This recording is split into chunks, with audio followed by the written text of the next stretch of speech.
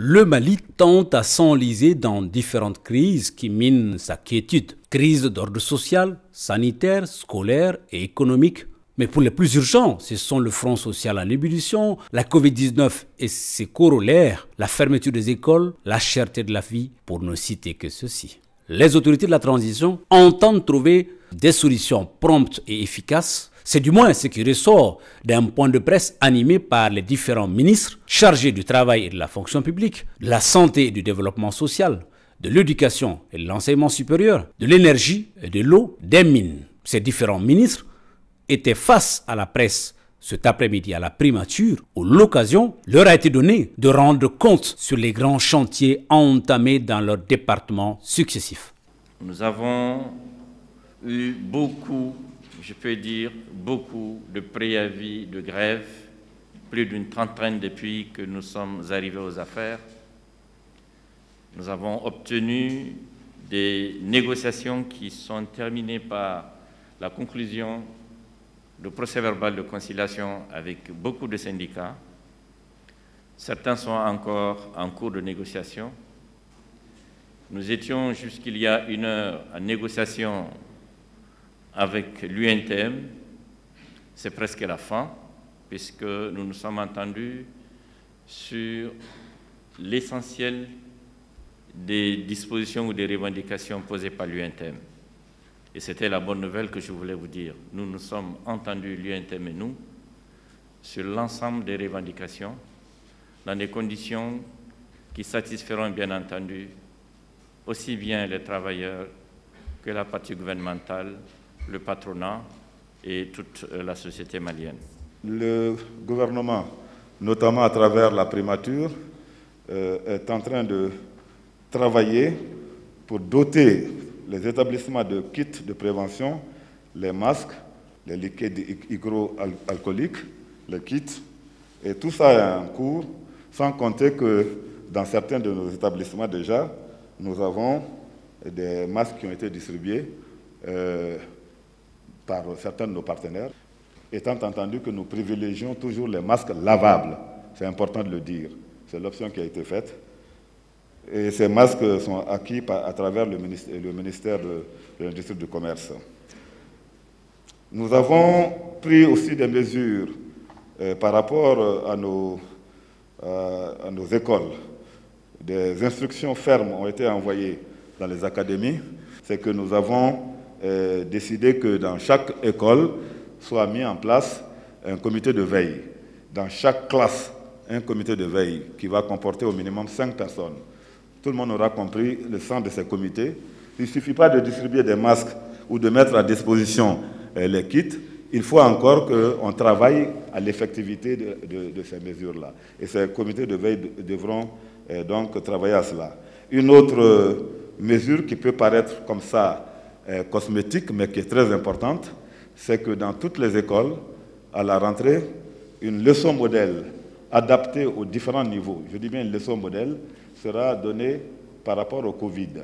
Et cette leçon sera reprise chaque semaine dans toutes nos classes pour expliquer de manière tout à fait pédagogique aux enfants ce que c'est que le virus, comment il fonctionne et comment il faut s'organiser pour l'affronter. En prélude à cette rentrée-là, nous avons eu l'honneur d'être conviés à Koulouba sous la présidence du chef de l'État en personne, qui a bien voulu nous remettre, justement pour les enfants, avec la présence de partenaires engagés comme la Chine, l'ambassadeur de Chine, qui nous a donc remis un certain nombre de kits dont nous avons eu l'honneur de remettre les tout premiers symboliquement à des enfants qui avaient été donc invités à cette cérémonie. En concertation avec le ministère de l'Éducation, nous avons aussi, nous avons travaillé sur le préparatif de la reprise,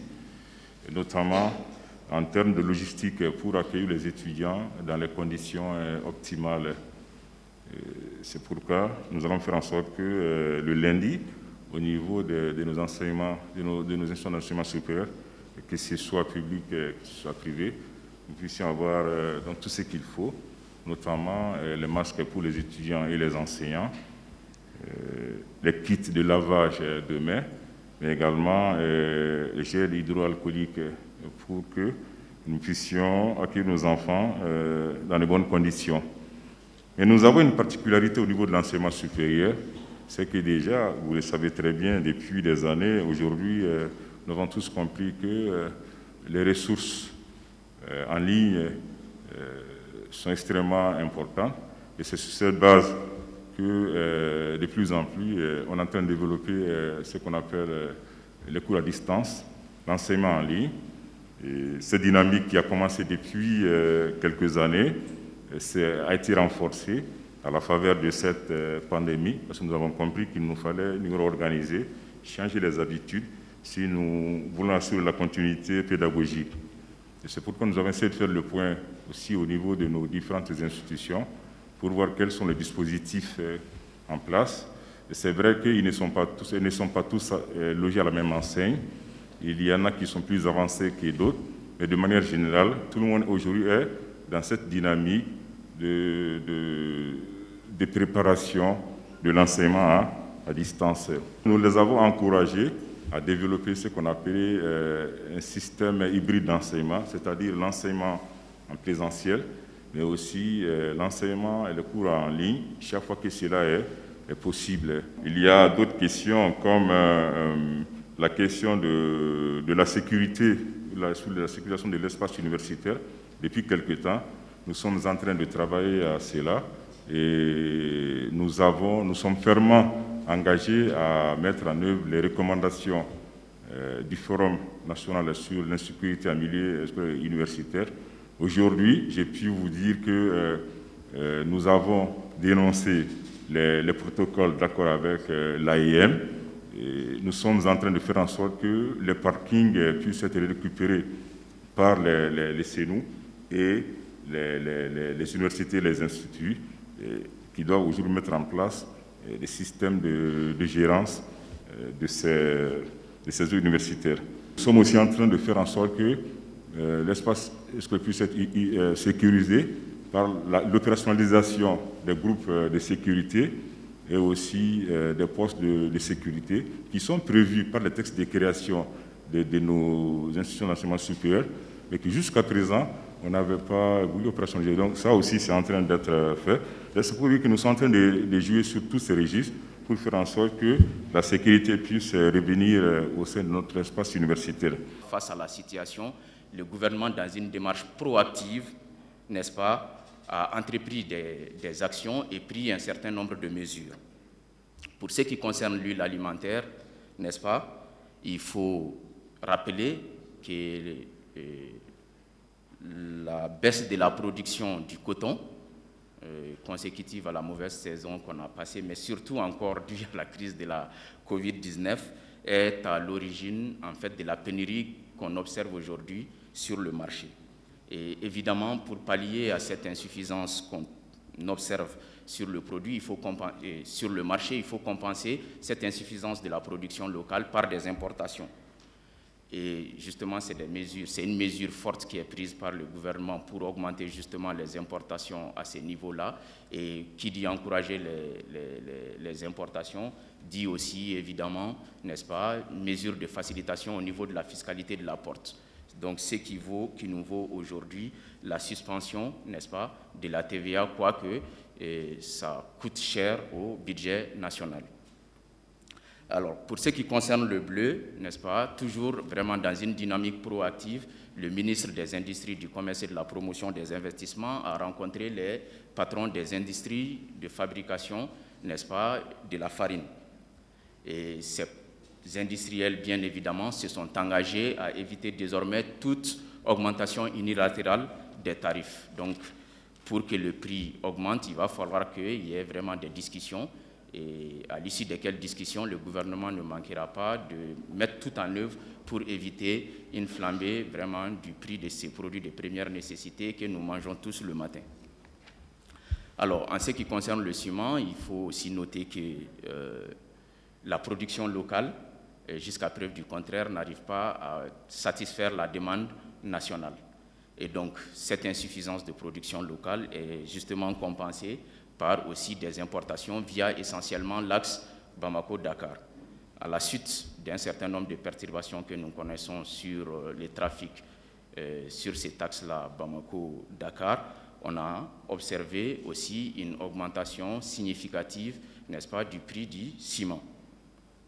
Et face à ça, comme je le disais tantôt, le gouvernement tient toujours vraiment à rassurer la population que des mesures ont été envisagées, n'est-ce pas, pour pouvoir augmenter l'offre sur le marché en diversifiant nos sources d'importation. Ça, c'est une mesure à court terme. Mais à long terme, ce qu'il faut, et ça, nous y veillons particulièrement moi-même avec mon homologue du ministère des Industries, du Commerce et de la promotion des investissements, à augmenter la production locale. En quoi faisant? En attirant les investisseurs vers ce sous-secteur de notre économie. Puisque, évidemment, le ciment est fait à base de calcaire et que ces secteurs-là relèvent aussi des mines. Donc, à très long terme, des mesures sont prises pour pouvoir vraiment rendre notre pays autosuffisant en termes de production de ciment. En ce qui concerne les mesures sur le plan technique sanitaire, ces mesures consistaient à renforcer, comme je le disais, les mesures d'hygiène, mais sur le plan clinique, interrompre un peu la chaîne de transmission par des directives qui ont été prises. Ces directives avaient pour objectif de faire une prise en charge vraiment de qualité et au niveau communautaire. Ce qui a amené l'État et ses partenaires à renforcer les structures de santé.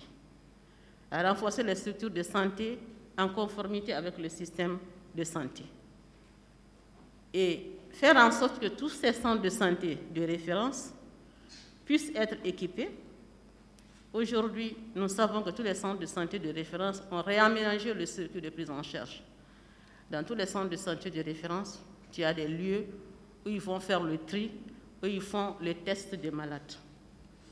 Et dans tous les centres de santé aujourd'hui au niveau de Bamako, parce que c'est là où il y avait le pic de l'épidémie, il y a des ambulances équipées qui permettent de faire le transport des malades.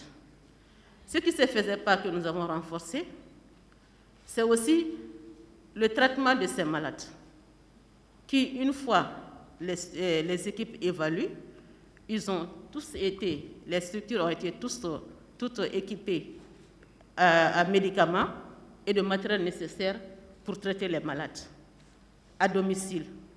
Et cette mesure, au-delà de Bamako, s'est étendue aussi au niveau des autres régions. Ce qui fait qu'à la date d'aujourd'hui, à la date du dimanche passé, nous avons 752 malades qui sont traités à domicile. Et ce qui a fait aussi qu'aujourd'hui, nous avons moins de cas graves dans nos hôpitaux. Parce qu'à un moment, nous avons suivi que les salles de réanimation étaient pleines. Il y a 10 jours, nous assistons à l'existence des lits libres dans les salles de réa. Juste pour exemple, aujourd'hui, à l'heure où je vous parle, nous avons 8 lits de réa libres, dont 5 à l'hôpital du Congé et 3 à l'hôpital du Mali. Le jeudi, on en avait 7, le mercredi, on en avait 6. Donc, de jour en jour, on assiste. Qu'est-ce que cela veut dire? Ça veut dire que les mesures prises commencent à avoir des effets. Mais il ne faut pas baisser les bras. Parce que quand les cas simples ne sont pas pris en charge à hauteur de souhait, c'est compliqué. Et si le système n'est pas organisé, au niveau de la prise en charge où les cas deviennent compliqués, il y aura plein de malades en même temps. Donc aujourd'hui, nous pouvons dire que ces mesures sont en train de donner des résultats. Mais cela ne veut pas dire qu'il faut baisser les bras. Il faut renforcer non seulement la prise en charge, et il faut aussi respecter les mesures barrières. Comme vous le savez, et à ce niveau, ce que je voulais rajouter, ces centres aussi ont été équipés en matériel de diagnostic, notamment pour faire le test rapide. Et la semaine dernière, il y a eu 3708 prélèvements. Ce qui veut dire que les prélèvements se font. Et quand nous assistons à une diminution des cas, nous pouvons dire que les mesures sont en train de faire des effets. Et 3700 prélèvements dans la semaine, ce n'est pas petit, pour 239 positifs, comparativement à la semaine passée, où on avait 347. À la semaine surpassée, il y avait 624. Donc, vous voyez, nous sommes en train d'aller dans une bonne direction pourvu que nous maintenons le cap jusqu'ici. Maintenant, au-delà de ces mesures cliniques, il y a des mesures qui sont là aussi, comme la vaccination. Le Mali, à l'instar des autres pays de la sous-région et du monde, n'est pas resté à marge. Nous ne sommes pas seuls, nous sommes dans un système. Ce système a fait que le Mali a souscrit au niveau de la plateforme pour faire la vaccination. Notre soumission a été acceptée. Nous avons déterminé nos cibles qui ne diffèrent pas des cibles des autres pays, qui concernent le personnel médical, qui est au premier plan de la lutte, qui concernent les personnes âgées, qui concernent aussi les personnes avec comorbidité, c'est-à-dire des personnes qui ont, en plus de Covid, ont d'autres maladies comme le diabète, l'hypertension, l'arthrose, toutes ces maladies chroniques. Et il a été constaté que la morbidité est élevée au niveau de ces couches, surtout les personnes avec comorbidité. Donc, c'est ces personnes-là qui doivent être protégées. Et au Mali, nous avons estimé, nous sommes à 4 222 200 personnes qu'il faut vacciner. Et le vaccin que le Mali a choisi, comme la plupart des pays de l'Afrique, c'est le vaccin qui se conserve entre plus 2 et plus 8 degrés. Et pour faire ce vaccin, on le fait en 2 passages. En 2 passages ou à l'intervalle d'un mois. Et avec nos partenaires et l'ensemble des partenaires qui nous appuient, le gouvernement, et ces vaccins, selon les procédures et les normes, parce qu'il faut le dire, si tout se passe normalement, on l'aura en fin mars. Et au niveau des dispositions, toutes les dispositions quand même sont prises pour aller à cette vaccination.